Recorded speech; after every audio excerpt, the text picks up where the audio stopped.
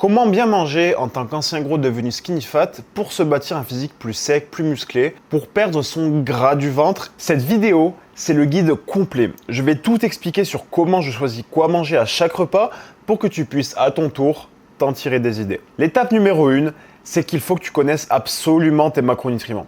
Je ne vais pas m'étaler dessus parce que j'en ai déjà fait plein de vidéos. Skinny fat, comment devenir sec et musclé, je l'ai partagé dedans. Skinny fat, comment avoir des muscles visibles, je l'ai partagé dedans. Ancien gros, 6 mois pour bâtir ton summer body, je l'ai partagé dedans. Il y a encore d'autres vidéos avant. Étape numéro 2, comment est-ce que j'organise mon petit déjeuner? Le matin, je savais que j'avais autour des 200 grammes de produits céréaliers à manger. Et je sais que l'avoine, le blé, le sarrasin, le seigle, le maïs, donc la maïzena, le riz, etc., toutes les céréales sont équivalentes plus ou moins en termes de calories. Donc en fait, j'avais plus qu'à choisir le glucide que je préférais et sous la forme aussi que je préférais. Si j'avais simplement envie de manger du riz, de la crème de riz, ou par exemple pour le sarrasin, est-ce que j'avais envie de manger de la farine de sarrasin? Et j'avais plus qu'à déterminer la recette que je voulais en fonction. Les pancakes que je pouvais faire avec les différentes farines, la crème de riz que je pouvais faire simplement en mixant du riz, la crêpe en faisant une pâte à crêpes à base de la farine que je voulais, des gaufres, pareil, une pâte à gaufres avec la farine que je voulais, le flan avec la maïzena ou encore le gâteau avec n'importe quel autre des produits céréaliers ou farine. Donc là, on a choisi les glucides et j'avais plus qu'à déterminer mes protéines et mes lipides en fonction. Donc soit en général, je mettais de la whey, soit des œufs. Si je voulais manger salé avec du riz, je pouvais par exemple aussi manger une viande, pourquoi pas. Pour les lipides, j'avais qu'à compléter finalement si nécessaire, en fonction des choix protéiques que j'avais fait. Parce que si je prends des œufs en source de protéines, j'ai déjà des lipides dedans. C'est des acides gras saturés qui sont essentiels pour le bon fonctionnement du corps, notamment pour la production d'hormones stéroïdiennes comme la testostérone. Mais aucun lipide si j'ai des œufs. Et du coup, si j'ai pris de la whey, ça contient peu, voire pas de lipides en fonction du choix de la whey, si c'est une native ou une isolate. Donc, je vais prendre en général des amandes ou des oléagineux de manière générale. Ça peut être des noix de cajou, des noix de macadamia, etc., etc. Petit 3, je m'occupe ensuite du déjeuner. Alors, j'avais deux types de déjeuner. J'avais les déjeuners pour les jours on et les déjeuners pour les jours off. Les déjeuners pour les jours on, j'évitais les lipides tout simplement parce que les lipides sont durs à durs, pas vraiment durs, mais longs à digérer.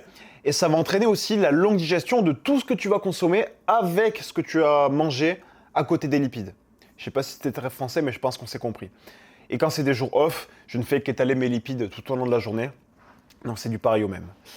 Donc voilà, ce que je dis, ça permet de digérer pour l'entraînement qui suivra.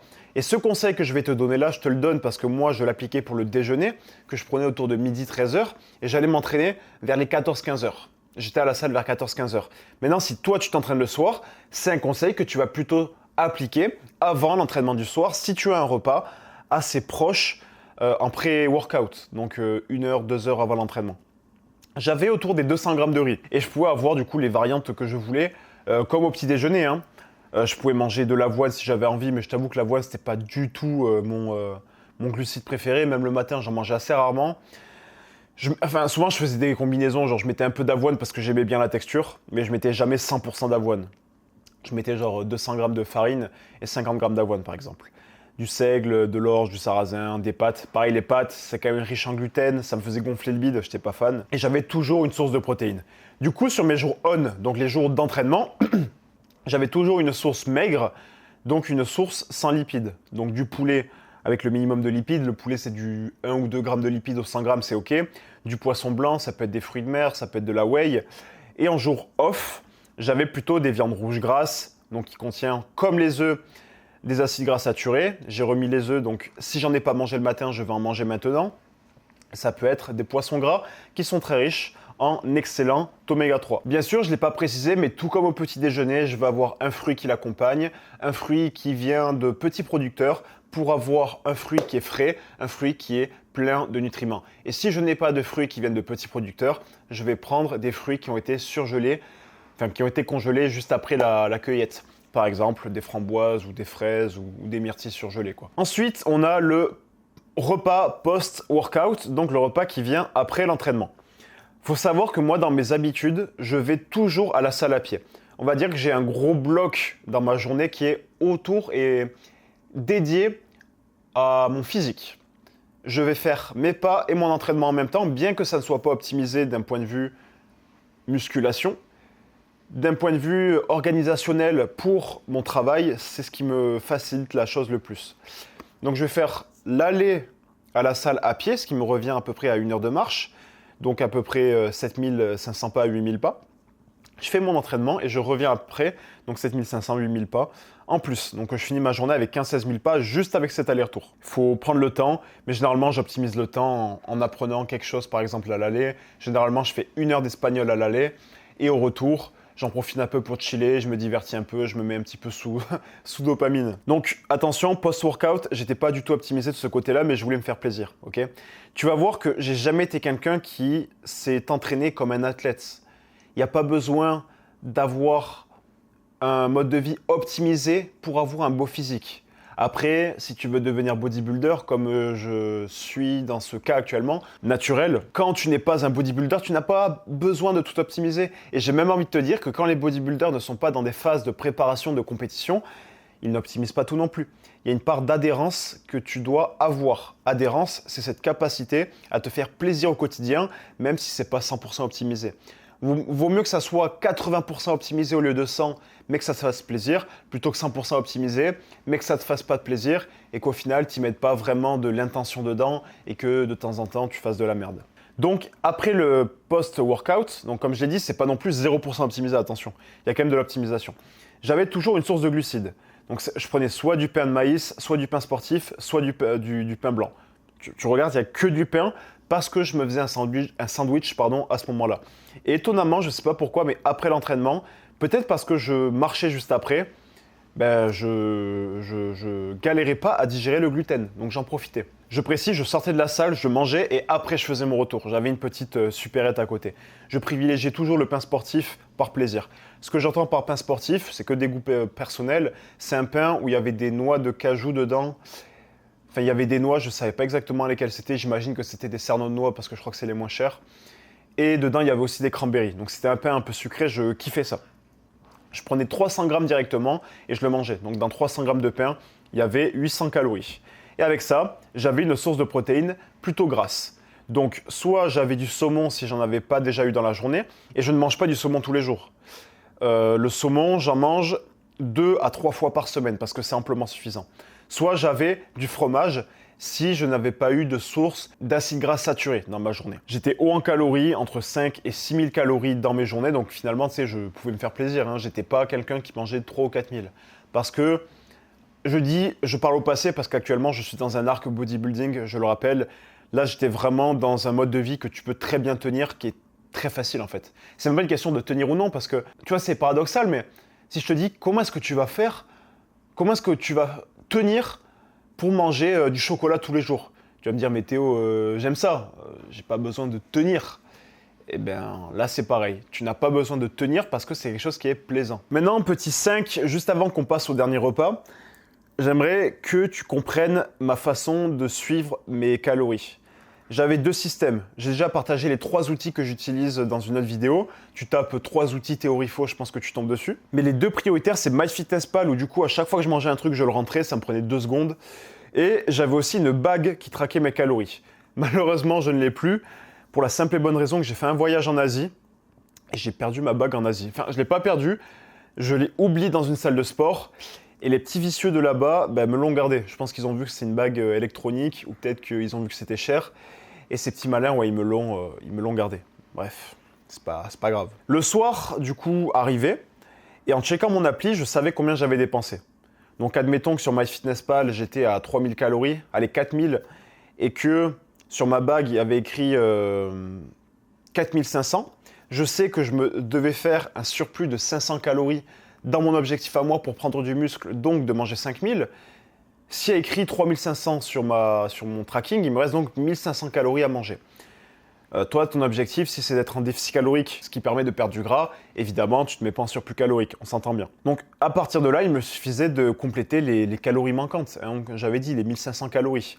Et donc, venait le repas du dîner, qui était pour moi le repas qui me permettait de compléter mes calories, ce qui allait demander un petit peu plus de matière grise, mais c'est pas très compliqué, honnêtement. Le soir, soit un repas clean dans le même principe que le midi en jour off, c'est-à-dire que j'avais ma source de riz, enfin de glucides, ma source de protéines et ma source de lipides, et je faisais en sorte de compléter par rapport à ce que je n'avais pas eu dans la journée. Admettons que j'avais déjà eu ma source d'acides gras saturés venant de protéines d'origine animale terrestre, j'avais ma source de saumon, de protéines, enfin de sources d'origine animale marine. Je faisais en sorte d'avoir mes lipides de sources d'origine végétale, telles que des amandes, des noix, des oléagineux de manière générale. Donc je pouvais faire par exemple très bien pourquoi pas, une espèce de riz avec des noix concassées, un petit peu de sauce pad thaï, et je me mettais quelques pousses de soja, des morceaux de poulet, et puis j'avais mon repas du soir, une recette très rapide à faire, tu vois. Soit, et ça c'était les jours où je kiffais, ah oui, et aussi j'avais toujours une source de légumes avec, hein, à préciser, je mangeais pas de fruits le soir, le fruit je l'ai que en post-workout, du coup avec le pain, je l'ai pas précisé mais je prends un fruit, et le soir j'avais que des légumes. Et du coup, j'avais des repas sociaux de temps en temps. J'en profitais tout simplement le soir pour rejoindre des potes et faire un repas tous ensemble. Ça me permettait justement d'avoir cet aspect social, de voir des potes, de partager un bon moment. Et on se faisait toujours plaisir en fait, forcément. En prenant en compte, j'ai mis en tenant compte, ouais, en tenant compte c'est pareil, en prenant en compte les calories et les protéines. Après, on n'optimisait pas toujours du coup tout ce qui était lipides, glucides, fibres, etc., etc. Mais c'est pas grave parce que 90% du taf était fait. On pouvait très bien cuisiner d'ailleurs comme aller au resto. En cuisine, des fois, c'était des repas un peu plus style entrecôte, frites, tu sais, avec un beau morceau de viande avec des frites. Ça pouvait être un simple, tu sais, des fois, c'était des repas simples. On se faisait simplement riz curry avec des fruits de mer ou riz curry poulet avec du lait de coco, enfin c'est délicieux. Comme on pouvait se faire des burgers maison ou encore des tacos maison, on pouvait se faire des wraps maison, enfin tu vois, toujours un truc où on pouvait le partager de façon conviviale. C'est des recettes qu'on propose en coaching, bien évidemment, je les garde pas pour moi. Et c'est ça qui est intéressant, tu vois, c'est que j'arrive à la fin de la journée, j'ai eu mes calories et à aucun moment je me suis dit que putain, j'ai pas envie de manger ma diète parce que tout ce que je mange, je le kiffe, tu vois. La farine de sarrasin, c'était ma source de glucides préférée, par exemple, pour le matin. Je kiffais ça. Le midi, des fois, je me refaisais des crêpes et des pancakes, tu vois. J'étais vraiment flexible. Et ce que j'ai pas dit, c'est que j'ai un Monoprix pas loin de chez moi. Et dans les Monoprix, ils vendent des glaces pas très caloriques. C'était les Alpro. Non, Alpro, c'est les bouteilles. Allotop, pardon. Ça commence pareil. Les glaces Allotop, ce sont des glaces qui sont entre 200 et 400 calories le pot. Et je te jure, tu as un pot entier. Mais pour 200 à 400 calories. Il y avait des jours où j'étais un peu plus actif que d'autres, où je devais manger un peu plus de calories. Et quand j'étais dans des repas sociaux comme ça, au lieu de simplement manger un peu plus de riz ou un peu plus de lipides, je partageais une glace avec mes potes. Comme on est tous des gros mangeurs, on avait tous un pot de glace. Et puis basta, tout simplement. Et c'est ce qui me permettait d'avoir un mode de vie où j'avais l'essentiel qui était dans mon entraînement, parce que l'entraînement, c'est 90% du travail pour prendre du muscle, contrairement à ce qu'on peut entendre, où 80% de l'alimentation, c'est le taf, parce que 80% de l'alimentation, ça ne fait pas le taf. Personne n'est musclé en s'entraînant un peu, mais en mangeant très bien. Par contre, il y a des gens qui sont très musclés, donc beaux esthétiquement, en s'entraînant beaucoup et en mangeant assez mal, entre guillemets. Je ne dirais pas que je mangeais mal, mais j'optimisais l'1% nécessaire pour obtenir 80% des résultats. C'est la loi de Pareto. Si tu veux un physique sec et musclé, tu dois t'entraîner dur, tu dois bien te dépenser et tu dois apprendre les fondamentaux de l'alimentation, ce qui te permettra une flexibilité derrière, tu vois. Tout ce que je te partage là, il y a plein de gens qui m'ont accusé de TCA parce que je traque, parce que je regarde ce que je mange, parce que je regarde mes calories. Mais est-ce que c'est des TCA que de bouffer des burgers, des entrecôtes et des glaces? Je décide de les manger, je décide de me faire plaisir. À aucun moment je me restreins. Alors oui, il y a des périodes de déficit calorique. Si c'est ton cas, il y a peut-être un déficit calorique à faire, où il y aura peut-être un poil plus de restrictions. Mais même si tu n'as que 2000-2500 calories à disposition, Tant que tu es dans tes calories, tant que tu es dans tes macros, le 80% du travail est fait pour 20% d'effort. Donc c'est ça qui est magique avec la flexibilité, c'est ça qui est magique avec les méthodes que l'on propose en coaching, ok? Donc si tu veux découvrir notre coaching, je t'invite à cliquer sur le lien qu'il y a dans la description de cette vidéo. C'est du coaching individuel, on s'occupe de ton programme et on s'occupe de ton alimentation, et on te suit vraiment tous les jours, tout au long de ton objectif. Et si tu veux découvrir également quel est ton type d'entraînement et ton type de nutrition pourquoi pas pouvoir te débrouiller tout seul, le lien est aussi dans la description. Alors, ces 2 appels sont gratuits et sont sans engagement, ok? L'appel pour le coaching, évidemment, il est gratuit parce que c'est un appel informatif pour le coaching. Et l'appel pour découvrir ton type de nutrition et d'entraînement, il est aussi gratuit parce qu'en toute transparence, d'un point de vue business, c'est ce qui me permet de t'apporter un maximum de valeur pour que toi, potentiellement, derrière, tu aies envie de me rejoindre dans un coaching. Il y a peut-être une personne sur 3 ou une personne sur 4 qui me rejoint après avoir écouté, et être venu dans ce genre d'appel, tout simplement parce qu'ils me disent « Théo, j'ai envie de travailler avec toi » parce que le feeling il passe bien et parce que tu m'as apporté les informations nécessaires. Donc c'est intéressant d'un point de vue business et je me dis qu'avoir un client pour 4 appels, c'est plutôt cool. Donc voilà, je suis 100% transparent, j'en ai rien à faire. Donc si tu veux découvrir ton type de nutrition et d'entraînement, c'est gratuit, il n'y a pas d'engagement. C'est le lien dans la description. Et si tu veux rejoindre le coaching, ça passe aussi par l'appel qui se retrouve dans la description. Je t'invite à aller voir ça par toi-même. On se dit à très vite, c'était Théo. Ciao, ciao à tous.